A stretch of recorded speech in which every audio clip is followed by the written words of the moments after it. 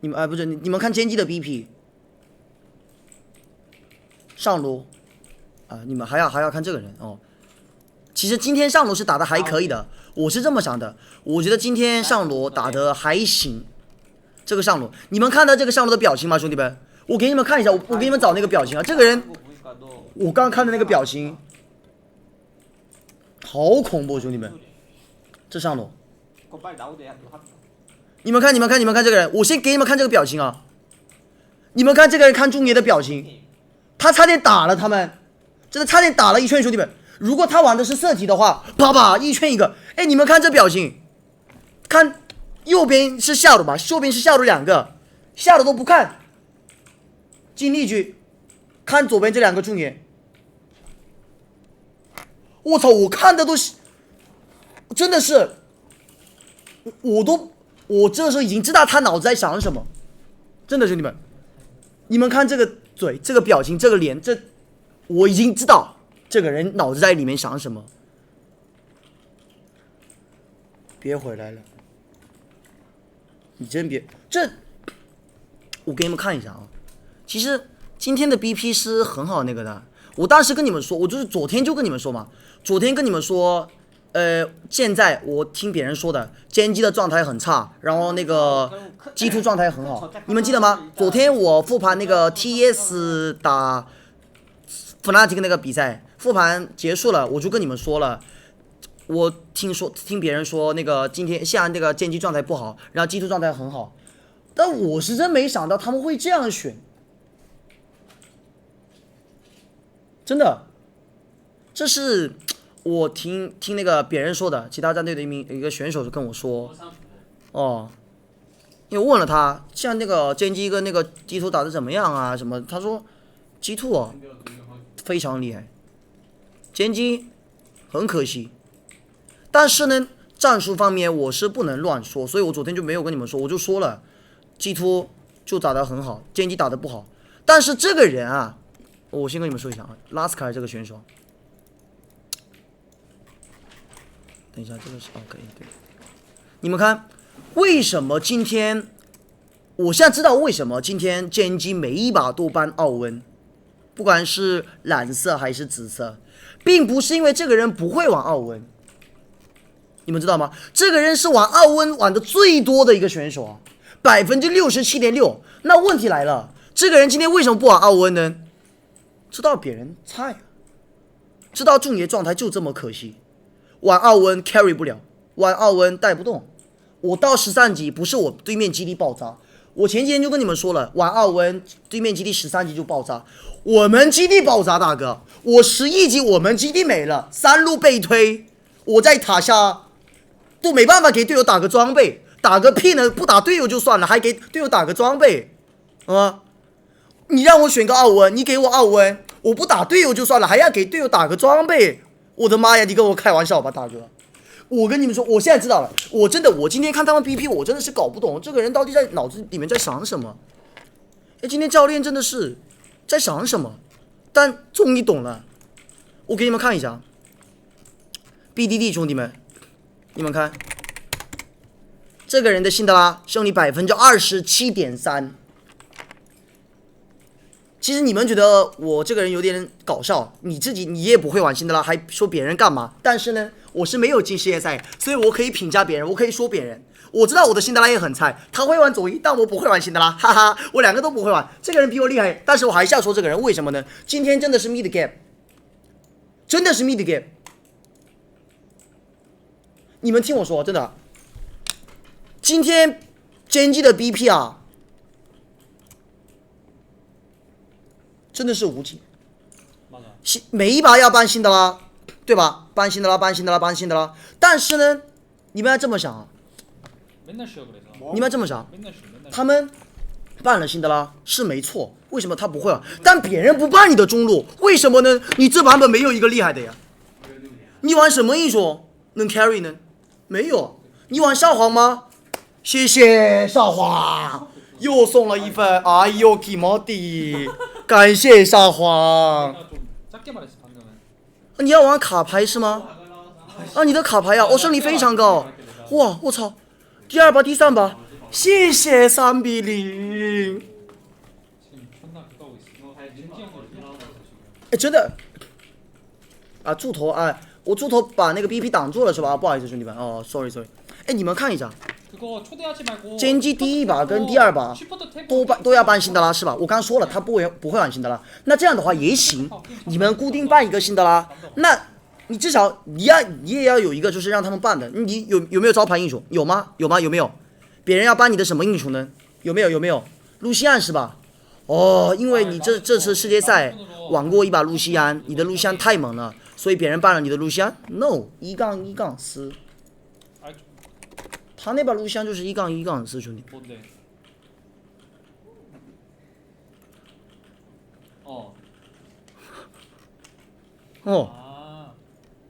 那这录像为什么办呢？因为可以摇摆，啊！录像这个点，这真的是我玩我也能 carry， 我只能这么说，兄弟们。录像这一手我玩我也能 C。就这么夸张，就是这个英雄变态，并不是因为你玩录像玩的太好了所以办。昨天也是，前天都是紫色方固定办露西安，没有人敢放露西安。现在，尤其是打一个 BO5 啊，没有人敢放露西安。昨天 Fnatic 打那个 TS 也是，因为露西安这个英雄太变态了。那行，那除了露西安，别人办了你的英雄吗？别人办了你的英雄吗？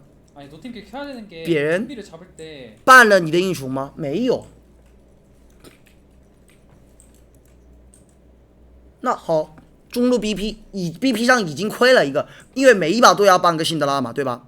但第3把是没有办，我觉得第3把是已经差不多放弃了。说实话，第3把这个阵容选出来，我跟你们说，我先说第3把选了卡牌千珏，然后上路再补一个伊兹加塔姆，他们之前小组赛。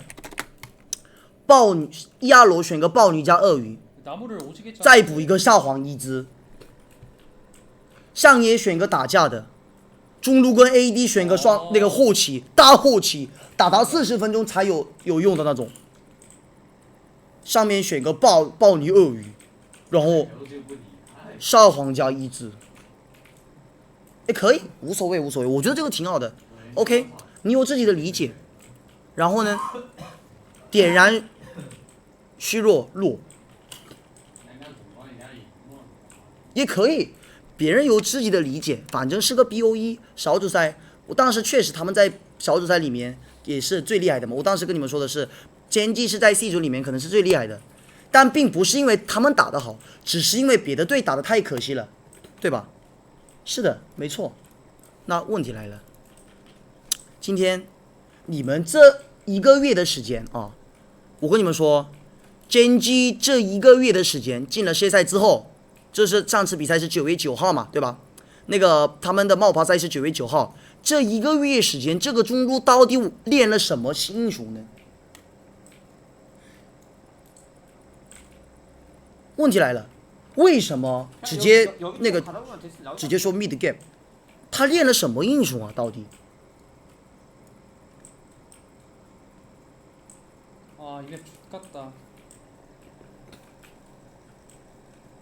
真的，我给你们看一下为什么上路刚才那个表情是那样子。你们再看一遍就知道。你们看这个人，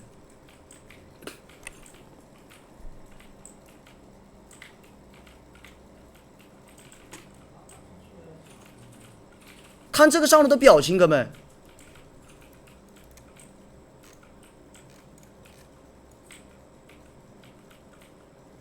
看到了吗？他这个上单看中野的表情啊，一看就知道，这个我们基地门口的猫都知道他在想什么，脑子里面。别回来了，真的，真的兄弟们，他知道有那个摄像头，有人在拍他，忍不住，比赛输了，忍不住。我再回到游戏，我跟你们说一下，奥温这个点，我现在终于明白了。刚才我说了嘛，我终于明白了为什么他不选奥温。我跟你们说了，他奥温玩的最多，胜率是非常高的。他的奥温是胜率67.6%，他的招牌英雄就是个奥温。但为什么今天把办？是因为温的奥文是太猛了吗？还是拉斯卡尔选了奥文，温的有一个英雄能 counter 他的奥文吗？不是。刚说了，歼击上路选奥文，赢不了。 얘 왜 이렇게 잘 돌래? 赢不了， 이제 잡아야겠다. 실력 상승을 해야겠어 내가. 就是赢不了。 맞네. 똑같다 위치. 然后我说一下色题这个啊，昨天那个其实Fnatic 也是啊，他们不是把办了色题吗？我不知道是这版本辅助色题那么厉害还是什么，因为这版本不是没有人玩打野色题吗？色题的话，80%都是辅助，然后10%是上路，10%是中路，然后色题上单色题是打那种什么，那个轻杠银这种东西，然后中单色题是就是打那种配那种豹女，配豹女或者配莉莉娅，很多大部分都是帮辅助色题，我不知道为什么这版本辅助色题那么厉害，我是不太懂。然后呢，回到游戏，我跟你们说一下，因为那个我现在这个已经你们看完了吧？ 你们是不是已经看完了？兄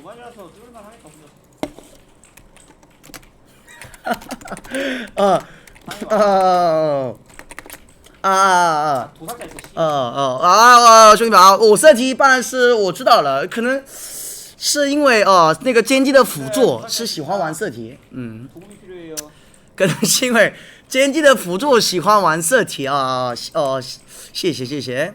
是有一个人告诉我了谢谢，我看一下剑姬的辅助的战绩啊，他看一下比赛战绩，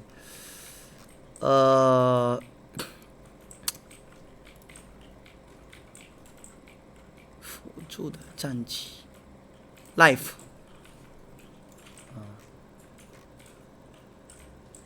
确实，他色题胜率90%，那这个色题也是办了辅助，那这么看。 一个都没有办，中路一个都没有办，这3把前1、2、3一个都没有办，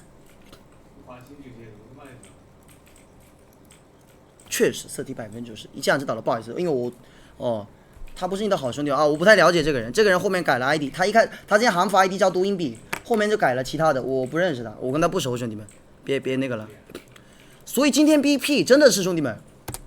我刚跟你们说了，刚开直播的时候跟你们说了，明天歼击的教练被开，我都觉得这个很正常，我不觉得这个很奇怪，我真的觉得这个一点都不奇怪。明天突然在网上看到一个新闻，说不好意思，个人的原因，教练走了，我都不觉得这个很奇怪。然后明天什么，真的是兄弟们，这 BP 我真的是无法理解。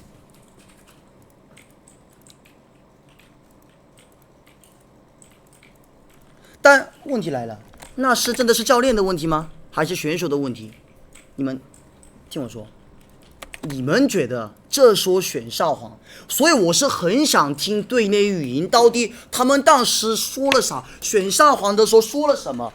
是教练给他选，还是他自己想选？我真想知道。现在韩国那边就是 LCK 那边的那个都在说这个少皇到底是想自己选还是教练给他选？我也想知道，我真的很想知道。 我真的很想知道，谁给你选，还是你自己选？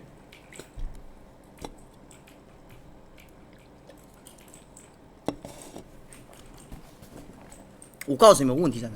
我之前跟你们说了，你们看克利的，看克利的莉莉娅兄弟们，莉莉娅她玩了2把胜率100%，然后你们还记得吗？我当时跟你们说了 ，LCK 的莉莉娅季后赛胜率80%，兄弟们，她莉莉娅在哪儿？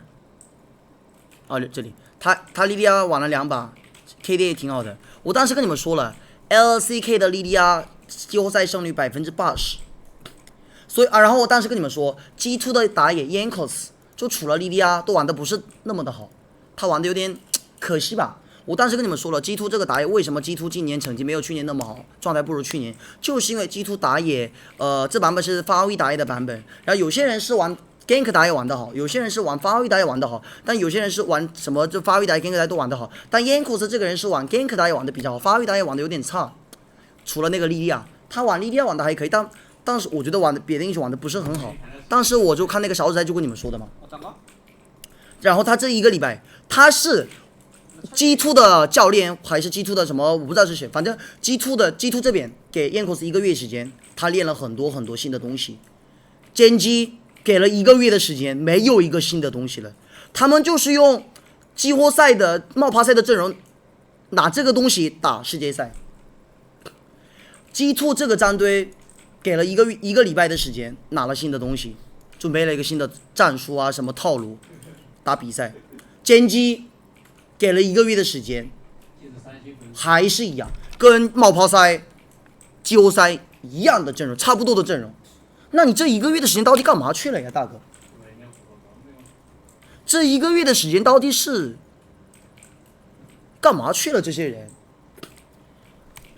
我们 BP 我们说到这里啊，我们后面再看。你们看，这他G2辅助玩了一把潘森，后面全潘森每一把都被ban，不敢放。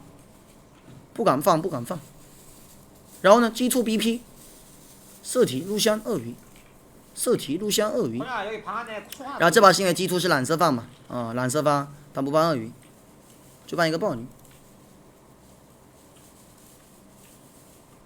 你进去看就知道。啊，这个人真的是，我跟你们说，哇！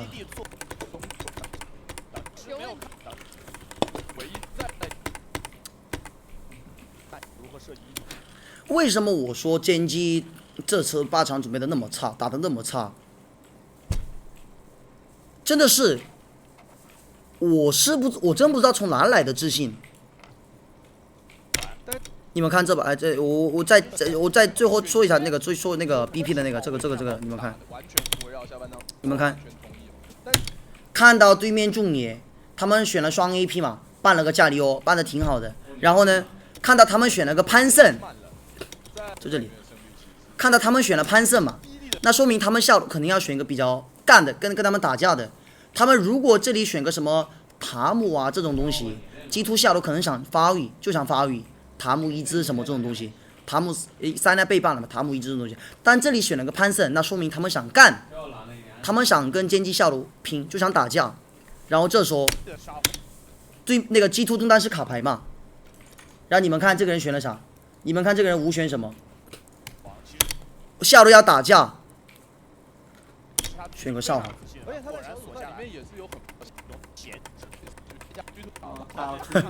选少华。无选少皇，别人选了个每个线都能打架的，那个 AD 没有，他们那个 AD 没有选嘛，他们抢了潘森 ，AD 没有选。看到1、2、3、4个英雄，中上野都能打架，那个卡牌可以飞，后选少皇。如果大家有印象，在 G2 面对苏宁那场比赛中，这不是他们这一级干嘛？一级来，闪美了，我说没闪，反应速度可以的。我跟你们说，今天gen G的上路真的是精力局。我现在知道为什么这个人打完比赛那么生气，表情那么那么生气。这个人真的是打得很好，精力局。面对苏宁那场比赛中，正是 Caps 的一个卡牌大师，在关键的轮团当中，几张精准的黄牌，通过火炮的一个场面，你们看这把，我前几天跟你们说了 ，G2 的优势在哪里？少配合。为什么 G2 每次打 LCK 都有优势呢？就是 G2 去年干了那个 DWG 跟 T1，是为什么？我当时跟你们说了，这就是欧洲跟那个韩国那个 LCK 的风格。LCK 的风格跟那个 LEC 他们两边的风格都是来打运营的，但是呢 ，LCK 的运营就是能不打就不打，他们就是尽量不打架，真的是发育到后期。那他们打架能力啊，他们个人能力那么差吗？也不是，他们就是平时练的是就是能不打就不打，尽量不接团，除非对面越他。对面不越我们就不打，但是呢，欧洲 LEC 那边是有机会就打，然后 LEC 上的都是那种玩什么那种之前奥文、圣、船长都能打架的，能帮队友的。然后欧洲的辅助我跟你们说了，动得很快，游走非常好。欧洲的辅助节奏都很好，野辅联动，他们的小配合真的很好。为什么呢？欧洲上路都玩那种刚才说那种什么船长圣这种东西，你玩辅助，前面帮了上路或者中路，他也可以帮你。比如说我是日女，我是潘森，我们上路是圣，我前面3、4级去了上路，帮对面上路打个闪，我们上路有线权，我们上路到6级我也可以帮我，是这样子。但 LCK 呢，能不打就不打。为什么之前什么20分钟、30分钟一个头都没有？两边都是看到人，哎，不好意思啊，我走了啊，我走了，我不跟你打了，我们好好发育吧。我们到30分就打一波团，谁输这波那波团谁输了就输，谁赢了就赢了，我们就这样吧。但这次勺子才开始之后，那个勺子才开始之后，我跟你们说，近年 LCK 就不一样，GenG、DWG、DRX 都喜欢打架的。GenG、DW、DRX 都喜欢打架，我先跟你们说过这个了。为什么呢 ？DW 就是喜欢打，为什么？他们觉得他们个人实力都是顶级的，他们觉得没有他们的对手。你们看他们采访就知道，他们觉得他们是无敌。哎，等一下，我先暂停，我先说完这个再跟你们说吧。等一下，兄弟们，我先说这个，不好意思。他们觉得他们是无敌，那为什么 DRX 跟 GenG 那边喜欢打架？因为 DRX 的 ADC Depth， 他之前也在 LPL 打过，然后 Depth 是那种 Depth 是现在 DRX 的指挥啊，然后呢 ，GenG 的指挥是 Klid， Klid 之前也在 LPL 打过，所以他们在的俱乐部打他们也喜欢打架，他们也是喜欢那种前面有机会打就打，但是呢。我不知道勺子赛其实他们也是这样玩的，勺子赛就是看到人就打，但我不知道为什么进了8强就是又变成回到之前那个 LCK 的那个，就是发育，然后他们勺子赛其实选的也很奇怪，我刚刚说的那样，他们选的什么我刚刚说的那个什么上野选个鳄鱼加豹女，然后中路跟 ADC 或选一字跟少皇，然后这把看到对面选了这4个英雄，左边5罗卜少皇。所以我真的觉得很奇怪，到底是为什么可以选出这个少皇？为什么能选这个少皇，哥们？你们看这波，少皇前面能推卡牌线很正常的，为什么呢？卡牌前面对线就是这么弱的嘛。然后他没有点小兵徐志奇 ，Caps 这把点的是那个饼干嘛，可以。然后呢，这波GenG拉斯卡尔现在打出了优势。为什么呢？我说了，果虫就是好打那个青钢营的。之前鳄鱼别人先选鳄鱼跟那个青钢营，都是用果虫打，用果虫 counter 是吧？可以，现在打出了优势抓人，但是呢，对面中单已经踢了，看到了，已经踢下来了，你现在才踢，这波是可以的，这波其实还可以，为什么呢？后面还是踢了呀，对吧？后面还是踢了。你玩少华还是来帮队友来点作用了，没错，这波你打得很好，所以我觉得到这里，我觉得GenG虽然选了这个后期阵容，但他们前面还想打架，觉得他们这个阵容还是能赢，都是因为拉斯卡尔现场打出的优势嘛，打出了优势，然后后面那个 Caps 来 TP， 用 TP 来救人，想抓人，然后 BDD 有个 TP， 两边都踢上来，这波可以，我觉得这波其实无所谓的。为什么呢？这波真的是因为上路打得好，然后温的一技能失误，一技能控了。但你们看后面贼搞笑，兄弟们！你们看上路跟下路都有优势，下路现场打出的优势，上路也有优势。你们看，等一下，真的很搞笑。我真的想问他，那个下环给你多少钱广告费？我金针菇给你双杯。下路双图打退，下路线一推，中路也推线的情况下，看一下要不要找机会控一下小。真的，我直接我金针菇给你双杯，哥们。真的。这种出装就意味着小龙根本打不了啊！这样的一个出装，不是，我都不知道在想什么这个。莉莉娅，我之前跟你们说了，莉莉娅多是要配那种能推线的英雄，别的队选莉莉娅配什么阵容，配什么那个中路呢？卡牌。加里奥，然后卢锡安，但卢锡安是800多倍半嘛。这个被抓没办法，因为呢，为什么呢？中单是少王嘛，中单少王，少王打卡牌，卡牌可以50那个少王，他不理他，他可以不用管他，你推他，你吃镀层无所谓，你吃镀层最多一层镀层160块钱，我杀了对面上路400多，人头加助攻400多，镀层也是我的。舒服舒服给摩丁，为什么莉莉娅一定要配能推线的英雄呢？能推线的那个 AP 英雄，如果你想配 AP 的话，你不选那种能推线的英雄，后期你不是后期，你前面就进不了野区，啥都干不了。但他选了少皇，推完线没蓝了，回家。少皇这版本要怎么玩呢？推线回家，推线回家，推线回家，推线回家。等我16级我 C。等我16级，我跟你说，你家都爆了。谢谢爱顾宝乐送了300个飞机，谢谢。你家都没了，怎么那个？家早就没了，等你16级干嘛呢？拉斯卡尔选了能扛得情感的英雄，然后现场打出了优势。第一波被抓，没办法，两边都踢上来了嘛。第二次被抓，其实卡牌加情感赢嘛，也没有办法。那后面怎么玩？我说了 ，G2 的辅助。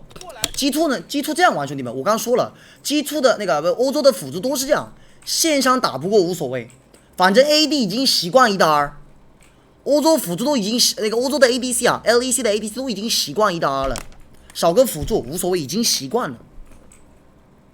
我不需要辅助，你就游走。然后我就跟你们说了，辅助动的真的比其他赛季的辅助快很多。意识是蛮不错的，尤其下路，我猜下路中单组应该也已经回报。欧洲那边的那个 ADC 都是这样的，已经习惯了。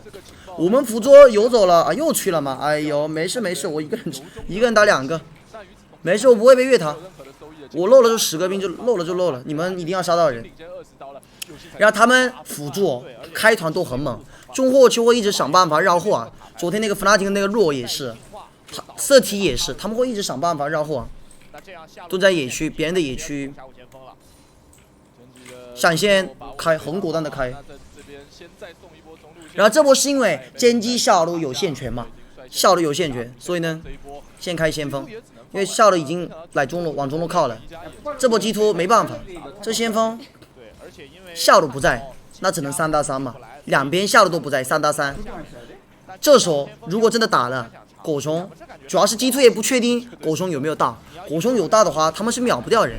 这时候少皇、莉莉娅、狗熊3打3比较猛。为什么？右边这个阵容少2个大，暴力大招你们也知道没有用吗？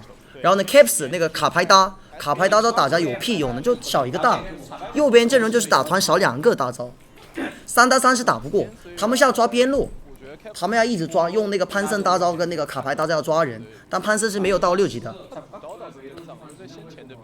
先锋让了，哇，这样看。哇，歼击前面拿到先锋，优势啊！后期的少皇不是很厉害吗？哇，这样歼击不就赢了吗？你们等一下看就知道。感觉峡谷先锋还是会放在中路吧，中路塔摇摇欲坠，3层是可以找机会撞掉，那卡牌就更加飞不起来了。这波宝石知道潘森要游走，宝石也不吃那个不敢下路线，反正线已经进塔了嘛。然后潘森肯定会动，潘森100%会动，所以宝石也来中路。看中了一波保护这个少皇，看看会不会被越塔。你不觉得很奇怪吗？歼击那边有个先锋，但他们在防守，不是在进攻。这时候他们要进别人的野区啊，但是他们在防守，不觉得很奇怪吗？兄弟们，这时候你们看，好好看。这是连锁反应啊！为什么这波录了被抓？是录了菜吗？也不是啊。为什么录了这波会被抓？你们看这个线，就这波吗？这里，你们看两边辅助出门的速度啊。潘森是第一间出3速血的嘛，所以比宝石快一点。他跑得比宝石快，而且潘森的那个移速很快，非常快。他移速是423现在。让你们看这波。少皇其实一个人在塔下是能吃兵的，但是呢，这波而且现在就是G兔这个阵容，他奸机的野辅选择来中路，帮他吃兵，防御他。找到机会，真的这英雄拖下去，这个我真不知道为什么，奸机的野辅先来中路防御他，也都看到那个别人的位置，其实在塔下吃兵就可以。那上路会被抓吗？狗熊有搭，两个人是抓不死那个狗熊的。这时候青钢银跟卡牌两个人伤害不够杀这个狗熊，因为狗熊是满血嘛。那少皇大招马上就好，狗熊 TP 马上就好。等狗熊跟少皇 TP 好了，奸机就让打野回家 ，clear 从家里出来，推下他就可以。BDD 你一个人就来塔下吃兵，你就在塔下吃兵，不被越塔就行。然后呢？等中伤 TP 好了，放下路，放先锋，右边阵容没有清线，中单也要来下路，卡牌要帮下路守塔，这样节奏在奸机那里。奸机是前面拿了先锋，就是因为下路有优势。为什么他们能打先锋？你们要看前面啊，就这波下路，你们看，就这波下路推完线走到这里来。帮中路推线，已经帮中路帮了一次，你帮了一次，来点作用啊，大哥！我帮了一次，你还要帮你吗？我帮你一次，帮了你们中上野，所以你们打了先锋，那下一次不应该是你们要帮下路的吗？拿了先锋，还要来中路，没有人管下路，有优势的那条路。下班，没双招，这就是强行杀了，没有操作空间的。这先锋白拿了不是吗？这就是为什么我跟你们说这把不能选少皇。如果你是别的英雄，你会这样玩吗？你可以自己玩的，其实也是可以。我跟你们说，这个英雄可以自己玩的。说实话，你真的想自己玩，可以自己玩。他们拿什么东西杀你啊？你刚才有个水印血，在塔下有2的少皇。右边这3个人拿什么东西杀那个？那这4个英雄，你就在塔下那一波兵就不吃了，等你 TP 好了，中伤 TP 好了就推掉他，下他就推掉了，那奸机不就有优势了吗？就这个阵容确实控制链是很这样子的一个情况。下路这样死，然后接下来你们看后面一个有收益的人啊，他不够，没有这个两手一起。然后这波先锋，我认为是完全打不动。对，而且你们看，觉得哦，我们不能在其他线上打。还是只能在中路打，给中路吃镀层。4包1少皇吗？之前的2波哎，这版本选个少皇来4包1少皇的，资源让自己中塔被磨损太多了。上路打起来，坐住一个 QQ 空了 ，Rascal 还是有大招的，等待格斗冲这些结束，应该是可以跳回塔下，甚至他还有点想一打，所谓再扭一个标，那这样小龙应该是拱手相让。我跟你们说，这版本的先锋90%都是帮下路的，都是给。为什么呢？你把下塔拆了，这是最正常的。这版本最正常的那个最基本的那个兄弟们，运营是这样的：先把下塔拆了，拆完下塔换线，推上塔，然后再来中路逼中塔，先推下，再推上路，再推中路，1、2、3这样子。没有战队是先推中路，再推下路，再推上路，很少，真的很少。第二头，杨扣子这个豹女的中年操作真是看得令人难受啊！这感觉就是上中下3路同时不太亏。是的呀，就奇崩。奇崩这一场真的是上中下路没有一路不崩的，好难受。你们看这波，后面打到这里还可以，基托前面抓了那么多人，但是呢亏了2条龙，那个奸机那边拿了2条龙，然后呢其实阵容是还可以的，因为有个宝石。宝石后期打团肯定比潘森厉害，这个大家都知道吧？潘森是来带前面的节奏，来打架的；宝石是那种来发育，后期前面发育，然后打到后期中后期打团比较厉害，有无敌，有大招，对吧？是的。让你们看后面。他们继续让卡。G2是这样玩的，中塔没了嘛，那这时候其实。最好是还是要让那个下路去中路啊，下路去下路，然后卡牌去中路，因为卡牌在中路的话可以飞上路，可以飞下路，但卡牌在下路，它只能飞中路。他们继续让卡牌跟青钢银2个点可以在边路。那卡牌作用就那个少一半，因为卡牌在中路为什么比较厉害呢？它可以飞上路，可以飞下路，但卡牌在下路只能飞中路。但这把他们阵容为什么可以这样玩？因为对面有潘森加进，进走到河道可以开个大，走到一半就可以开大，可以支援队友。还有潘森2个全球的大招，他们是因为有2个全球的大招可以这样玩，这就是我为什么夸 G2 的那个少配合跟 G2 的运营比 LCK 的运营好多了。这就是为什么 G2 去年能干 T1 跟 DWG。G2 的个人实力确实 ，G2 每个人可能是在那个欧洲那边都是那种第1、第2，没错，这也是。但是呢，他们的少配合，因为 G2 是真的，他们的少配合，他们也不是不怎么换人啊什么的。那个我说他们每年也是，也就这几个人，他们不怎么换人什么的。他们的少配合是真的吗？这个我夸了很多次，兄弟们 ，G2 的少配合，G2 的少配合。G2 为什么一开始今年打的有点可惜，状态不如去年，到后面为什么慢慢打回来了？就是你也要在适当的时间点去少配合抓边跟单点。他们这个配合打团战那个配合，然后中后期的那个分线，然后抓人，劣势局，然后他们是这样的，比如说有些队是打比赛有点伤排位，这个人杀，比如说上路在打野 ，ADC 再打中路，中路再打 ADC 这样子。但是呢 ，G2 是先杀这个，再杀这个，再杀这个，5个人都是先杀这个人，再杀那个人，再杀另一个人。像这种情况比较难找机会嘛。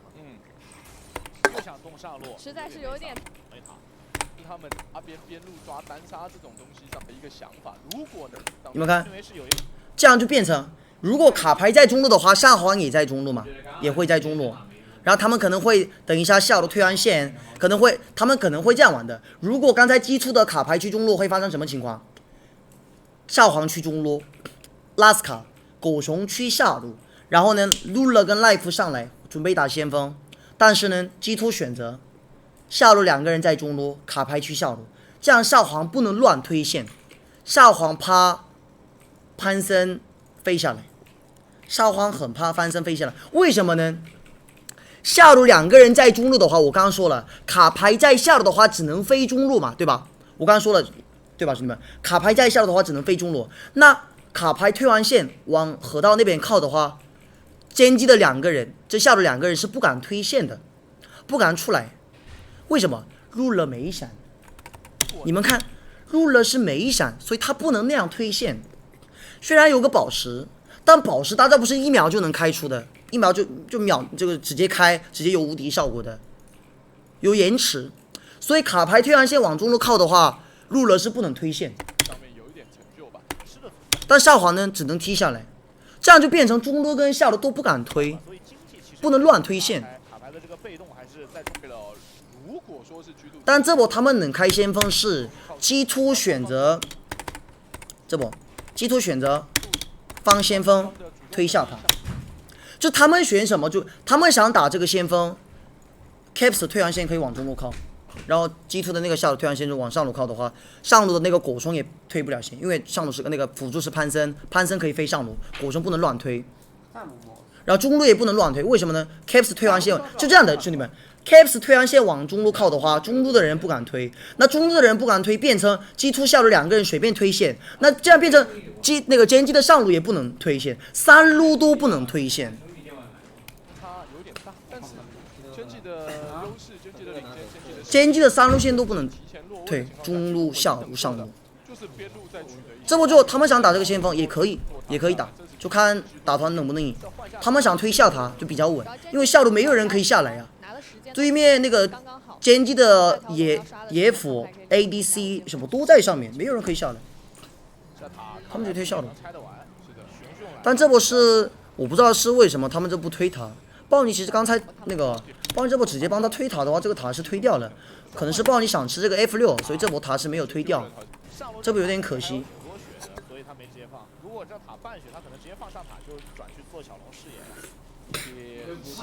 你打这个下路单的一个嗅觉，所以第3条选择了不贪。来，你们看这波，放了，那就是等于完全又下来给下皇吃钱。不是，第一个先锋放中路给下皇吃，第2个先锋给下路放下路给下皇吃。上先锋想动 caps， 宝石也来了，这位置 caps 切一个牌，先锋马上进塔，但是真机狠的话，这游戏感觉也要走远了，选择直接去放。所以你们看 G2 要怎么玩？哎，你放了先锋是吗而？且好稳啊！而这第3条龙如果那你直接放先锋，做对抗的话，放下路，感觉也要想给下皇单吃，给他给他钱是吗？卡牌切出了一张那我们直接来中路看看有没有机会开。大兵拖了2、3下，逼到后面，暴女给他一口奶。但这波是因为现在是歼击的尝试期，因为卡莉斯塔、宝石、中后期、前中期打团比较厉害，然后果虫推完线直接下来了。果虫这波做的好是，他前面这波线推完直接走下来，因为他们想打先锋啊、他们想打小龙，但温的没有提亚马特，这时候金刚银是没有提亚马特，推线很慢。这个小龙也给了，第3条龙也给。这时候歼击其实我觉得哦，到这里觉得，哎，歼击这样的话是不是有点亏啊？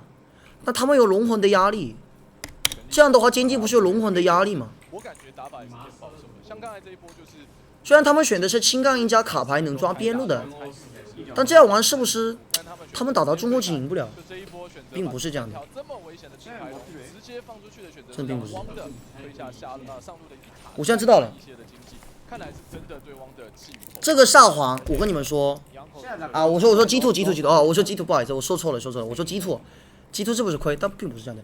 我跟你们说，他这把选上皇真的是，如果是自己选的，那肯定是想证明自己，因为前面他选过上皇嘛，比赛选过上皇都打得有点差，想证明自己。如果是教练给他选的，我真的觉得明天教练被开，我都不觉得很奇怪。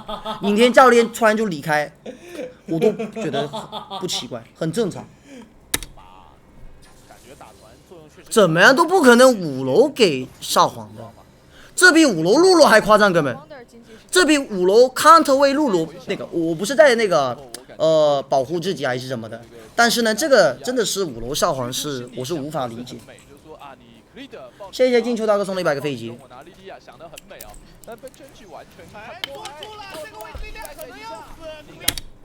下来找到机会，这就是这时候在等的一个我说了，G2 的小配合，突然间就4个人了。拿莉莉娅 G2 这时候突然就4个人，想得很美哦，一下子就突4个人，1、2、3、4，除了上路都在。下来找到机会，这就是 G2 一直在等的一个机会，迷路罗帝王，然后这波打野在野区被抓，上皇一个人想守下塔嘛？为什么呢？因为 Wonder 有 TP，还有一个大，就是你们看这波，这套这波那问题在哪里呢？打出效果。他现在走，他不会掉。他现在走，往后走，有 E 技能，他不会掉。他这个 W 不放这里，你们看，就在视野，你他有两个 W 嘛？你们看，机会做这件事嘛？前面就聊过这个话题。终于是让 G2 这套天罗地网 W 第一个 W 用了，效果。第二个 W 这样放，好了，这波后来过来，但是还往前移，其实是可以回塔下的，把队友的 TP 骗出来了。戳中 BD 还有一个大。那这波是可以的，为什么呢？弹下来一个这波用了 TP，你想硬抓嘛？但是你问题在哪里呢？正好撞到牌了。没有抓到啊！你想硬抓，用个闪现硬抓可以，没有抓到如。果阿玛牌顶了，拉斯卡尔是这把怎么玩？他前面有优势，他线上有优势，被卡牌那波踢上来被抓，1换2那波是赚了。第二波卡牌直接飞上来，他被抓。第3波打小龙那里，他推完线往下靠，帮了队友，结果没有杀。难以理解，就是他那3波全都是亏。再给你们看为什么他打完表情那么可惜，你们一定要看这个表情啊！ 야, 그 재료 줄어드는 거. 야, 일단 연구자를 보니까. 那个表情已经被删了， 나 최대한 아니라 연구자를 那表情已经被删了，根本没了。 연구자는 충분해. 哦，这么快啊？没了，这么快呀！我操！哇，他们 다 같이. 真的是处理事情真的是挺快的、啊，好快呀！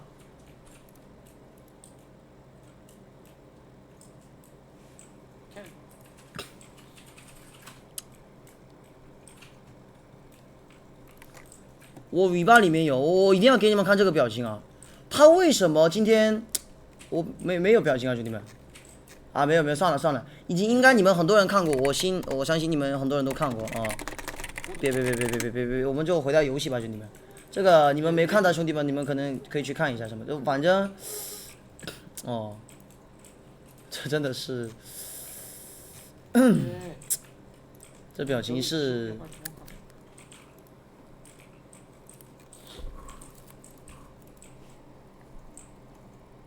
没看，哎呀，这也要帮你们找吗？稍等，哎，你们等一下，谁又说了算？一定要给你们看，稍等。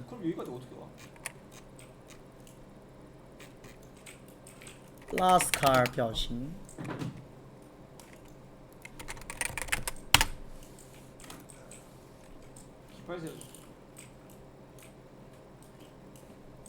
妈呀，我看不到，兄弟们，我看不到，算了，别看了。然后他这3波都是想帮队友，或者第一波是那个他自己线上的优势，然后这样被打成这样子，然后现在上路已经没有优势了，现在开始青钢退航线一直，他可以先靠先动，为什么？他有天马再加3箱，现在果熊打青钢是打不过。完全打不过。这把感觉可以的刷野。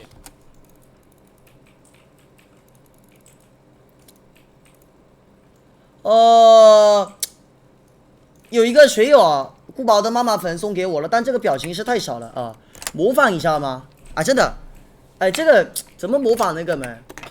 我是看到，但这个太少了，这样没办法看。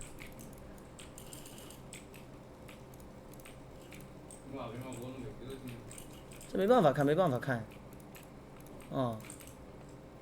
啊，没事，湖泊上有，哎，你们跟这个不是我搜不到啊，哥们，我这搜不到呢，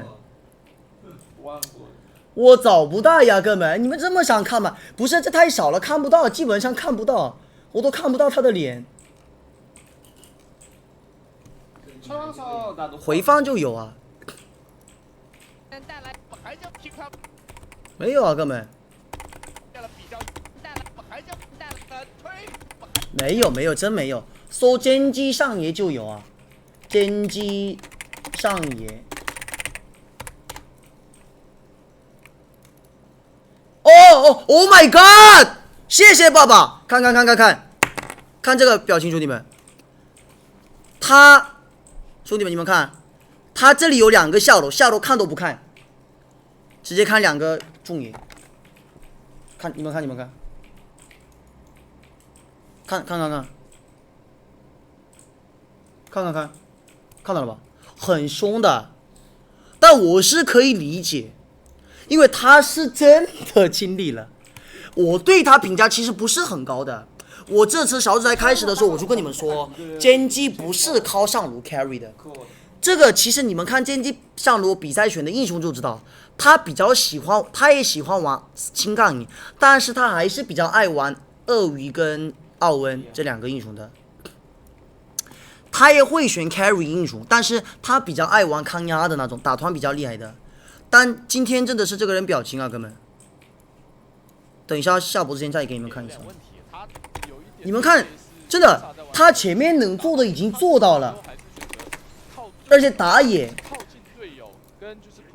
一直养中路，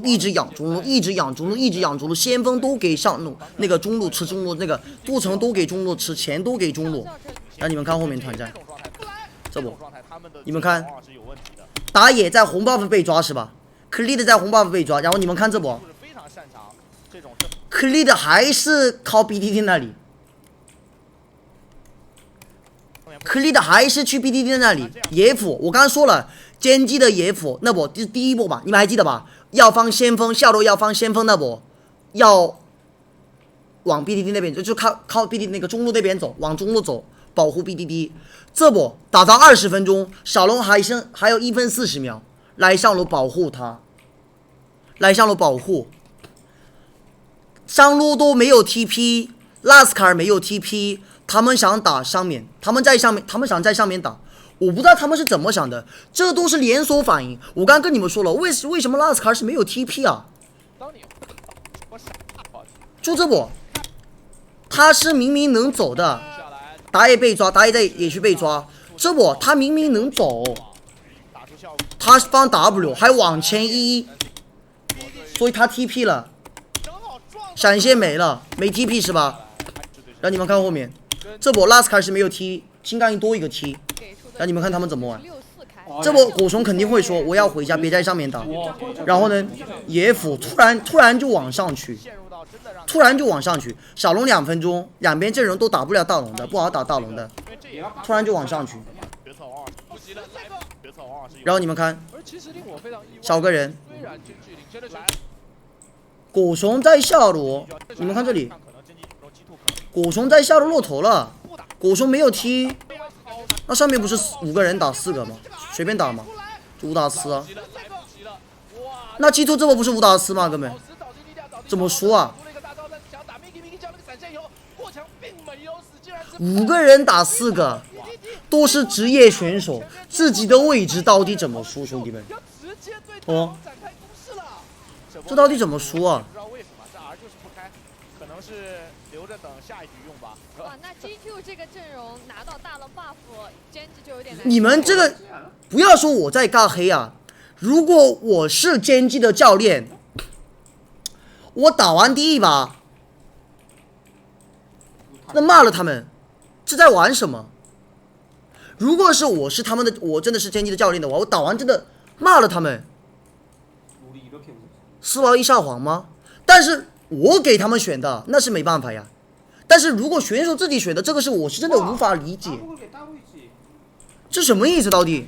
不需要跟你打团了。就这3-4分钟的时间，没有人这两前面下路打得这么好，前面上路跟下路对线都赢了，上路对线赢了，下路对线赢了，自己打出了优势，位置点个果这种局都能输，是这几个人追了上来，刚也来了，一直在保护上皇的发育。但是青刚也下你是在等上皇16级吗？华彩计划解的好慢，那这样应该是你是在等上皇一个人打5个吗？不用交闪。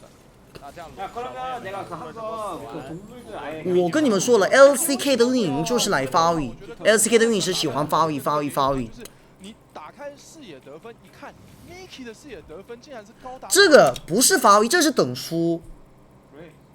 3他们这把玩的不是来发育，不是拖后期，就是等输，等游戏结束，等到30分钟游戏结束，基地爆。我们都感觉就是转瞬即逝的机会出现的情况下，大家的处理很果断，而且这一波 Miki 的操作也很到位，在自己进场之后又交闪现拉回来，没有死。我觉得一方面也是 Genji 这一场打的策略确实偏合理，就是都做风险小的，对合理的作为。第一然而居住你帮了上皇，上皇是帮不到队友的，这个英雄就是这样的，对吧？ Genji 是瞬间第二他全是这种零节奏啊，测的一个完全没有节奏，哥们，零。你刚才这位置零零闪上来零力量开大的，结果他闪上来我也没看懂他干什么，他闪上来什么都没交，就触发了个守护者就死了。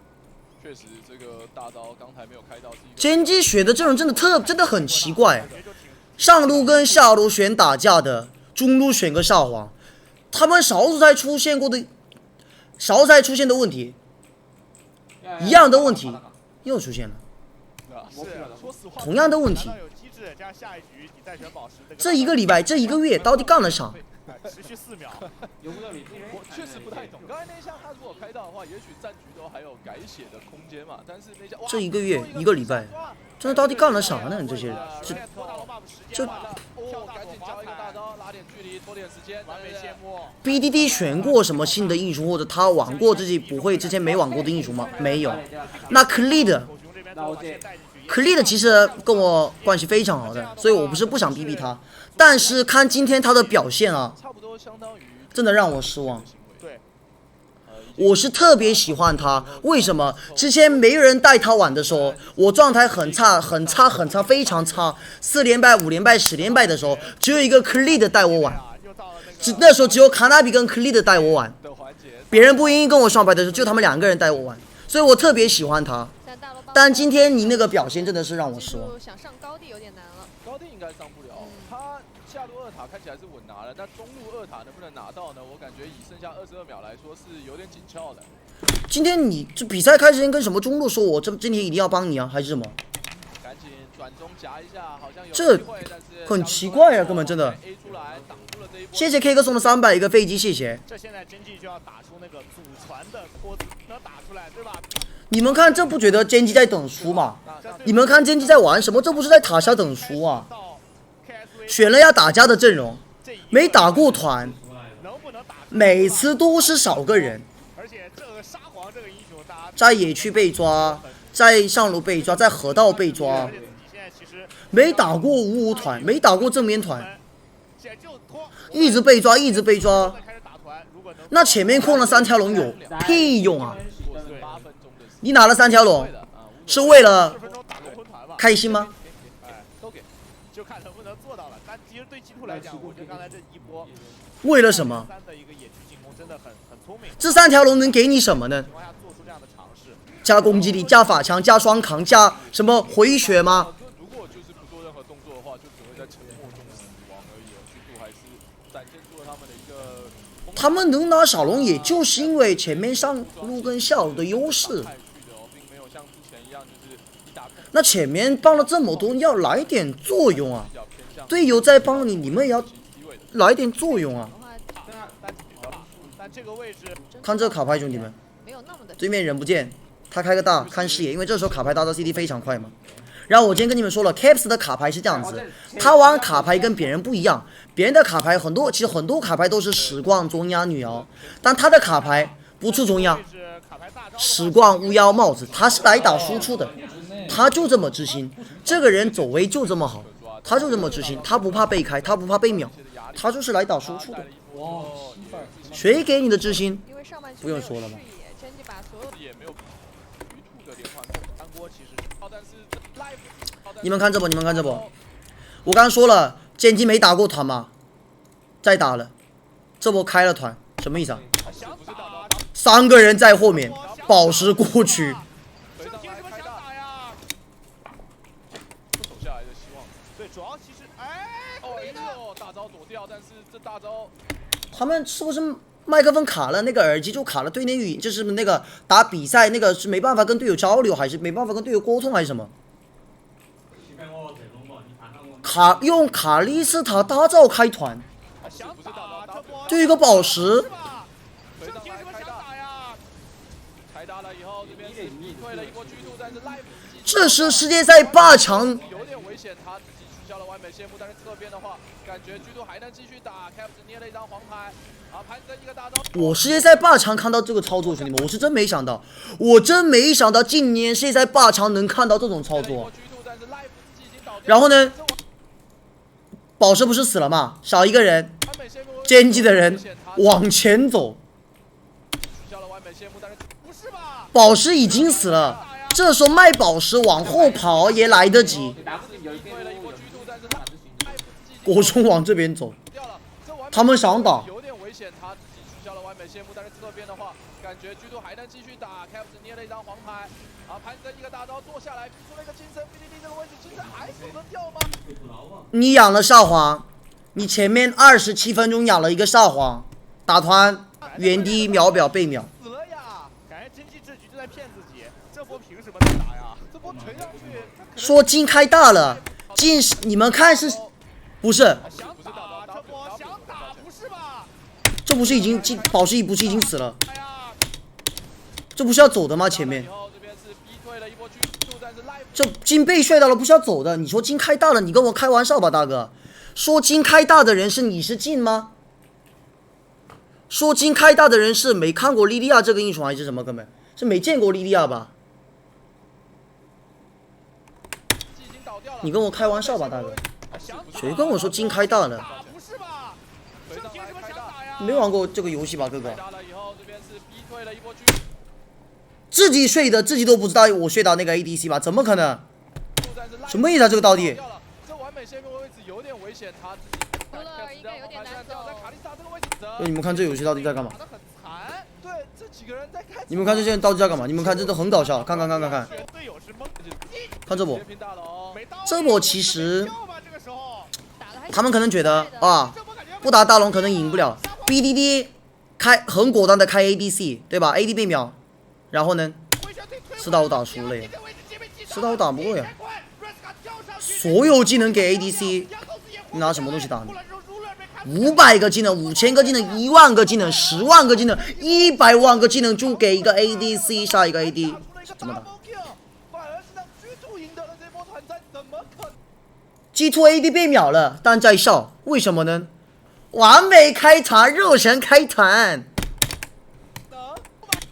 看 G2 AD 死了还在笑，哈哈，呵呵，他们这样开我，呵呵，谢谢你。怎么可能 ？Caps 伤害太高了，这如人半条血，一张牌直接摁死了，一波。不是，他们保持每打开大龙就算了，还这样打，所以第一把我觉得可以，第一把无所谓的，第一把可能大家都比较紧张什么的 ，OK。